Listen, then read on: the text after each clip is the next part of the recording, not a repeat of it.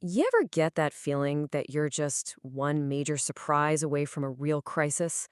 Well, in a world that seems to be getting more unpredictable by the day, there's actually one core strategy that can help protect everything from your personal savings to the entire global economy. Welcome to the Diversification Playbook. It's really the question on everyone's mind, isn't it? I mean, the last few years have felt like just one thing after another. So, how do we actually build some resilience when we have no idea what's coming around the corner? We all live through it, right? The pandemic didn't just disrupt our lives, it completely turned them upside down and really exposed how fragile some of our most basic systems are.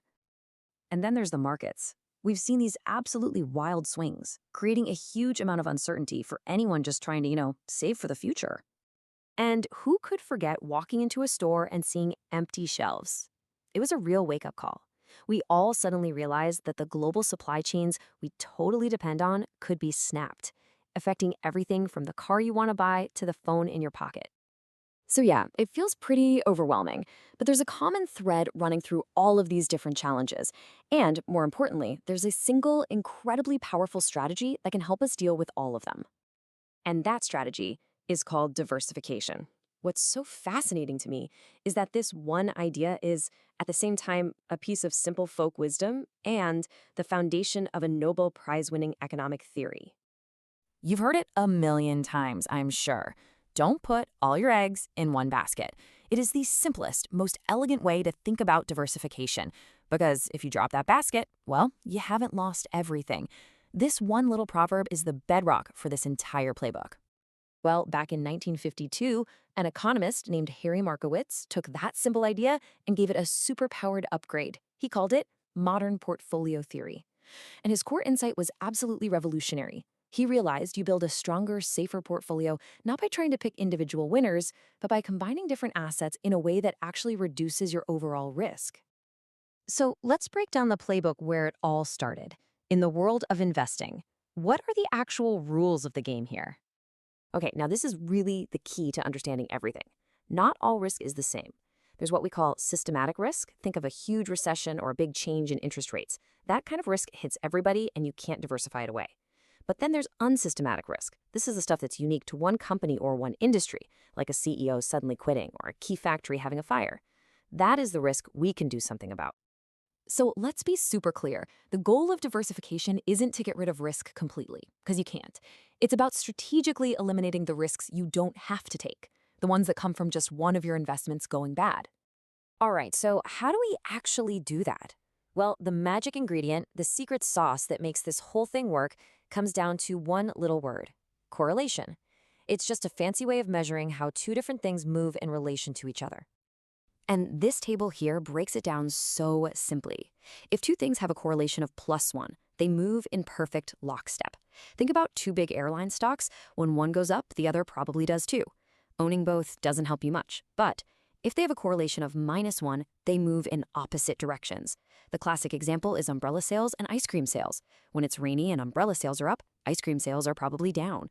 By combining assets that don't move together, their individual ups and downs start to cancel each other out, making your whole portfolio a lot smoother and more stable. But here's what's so cool. This playbook isn't just for Wall Street investors. The exact same principles are being used by the world's biggest companies to survive and thrive. Let's take a look at the corporate blueprint. So for a business, there are basically two main paths you can take. There's related diversification, which is when you expand into a new area that really plays to your existing strengths. Then there's unrelated diversification, a much bolder move, where you jump into a totally new industry, all in the name of spreading out that risk. I mean, just look at Apple. They're the absolute masters of related diversification. They started with computers, right? Then they brilliantly moved into phones, then iPads, then watches. Every new product fit perfectly into the one before it, leveraging their brand, their design, their software. They didn't just add random products. They built an impenetrable ecosystem, and now they're not dangerously dependent on any single one of them. But then you have the flip side, a real cautionary tale: Kodak. They completely dominated the photography world, but when they tried to jump into pharmaceuticals, a totally unrelated field, it was an absolute disaster. They had no expertise, there was zero synergy with their main business, and the whole thing just drained their money and attention. It's a huge lesson that just diversifying for the sake of it can be really, really dangerous. And this logic, it just keeps expanding. It goes right into the heart of our global economy. Think about it.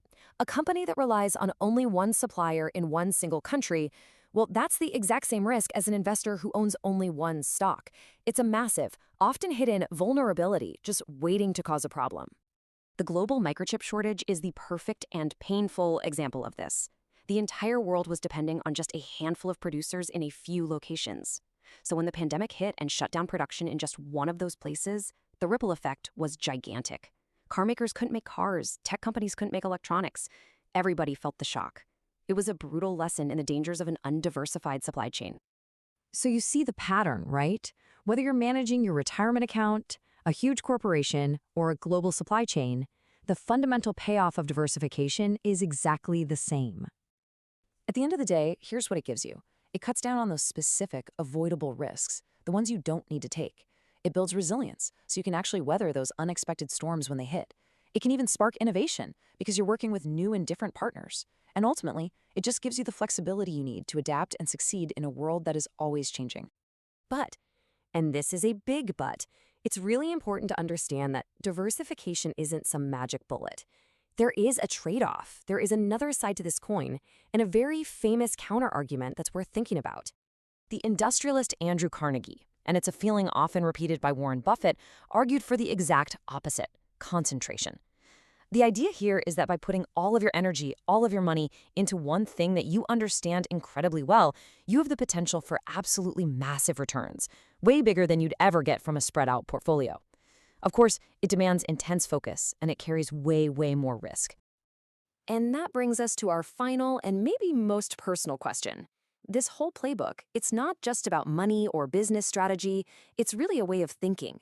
So think about it. How diversified are your skills, your sources of income, your friendships, and social circles? In an unpredictable world, maybe the most important portfolio any of us can diversify is our own. Thanks for joining this explainer.